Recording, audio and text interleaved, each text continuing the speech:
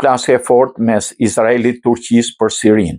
Përplasja Izrael-Turqi për Sirinë po merr përmasa gjithnjë më serioze. Kryeministri Izraelit Benjamin Netanyahu ka premëruar hapur Ankaran se Izraeli nuk do të tolerojë vendosjen e forcave turke në zona që i konsideron kërcënim për sigurinë e tij, ndërsa Turqia është kundërpërgjigjur duke akuzuar qeverinë izraelite për agresion, shkelje të sovranitetit sirian dhe politika destabilizuese. Netanyahu e bëri qartë se sulmi ndaj bazës ajrore Abu al-Duhur në veri perëndim të Sirisë është një mesazh për Turqinë. Sipas kryeministrit izraelit, Ankara dhe Damasku ishin paremëruar përpara goditjes, por Izraeli vendosi të ndërhyrte ushtarakisht pasi sipas tij paralajmërimet nuk u respektuan.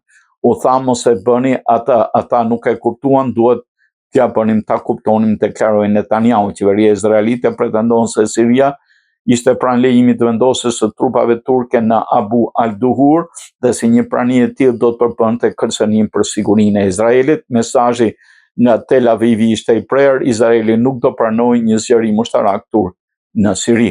Por përgjigjja nga Ankara nuk vënoi. Turqia hodhi poshtë pretendimet izraelite si të pambështetura dhe akuzoi Netanyahun se përdor pretendimin për praninë turke si justifikim për sulmet ndaj Sirisë. Tashmë është frika se Siria mund të shndrohet në arenën e një përplasje shumë më të rrezikshme prej dy ushtrive më të fuqishme të rajonit.